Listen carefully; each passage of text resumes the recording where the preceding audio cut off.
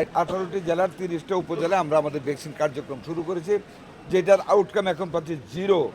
গ্যাবিকে ডাকলাম, world health অর্গানাইজেশনকে ডাকলাম, এডিবিকে ডাকলাম। আমার অ্যাপ্রোচে মাননীয় প্রধানমন্ত্রীর কথা ভেবে, তার সততা ভেবে এই বিদেশি অর্গানাইজেশনগুলি হুমড়ি খেয়ে 7 দিনের ভিতরে এডিবির টাকা আমরা রিলিজ করে দিলাম, যেটা কোভিড আমলের টাকাটা ছিল।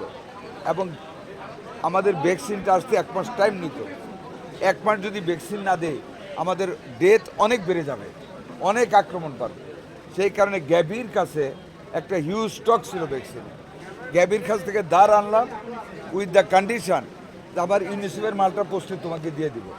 এবং গ্যাবির কাছ থেকে সেই ভ্যাকসিন এনে আমরা প্রথমে একবারে ক্যাম্পেইনে যাই নাই, শর্ট পড়ে যাবে, মাঝপথে বাধা পেয়ে যাব, যাতে কোনো সমালোচনা না হয়। আমরা we took the decision 4 April আমরা 18টি জেলার, যেটা ইউনিসেফের তারা আইডেন্টিফাই করেছে যে এইগুলি বেশি হার্ম হচ্ছে, ওই 18টি জেলার 30টা উপজেলায় আমরা আমাদের ভ্যাকসিন কার্যক্রম শুরু করেছি, যেটার আউটকাম এখন পাচ্ছি জিরো।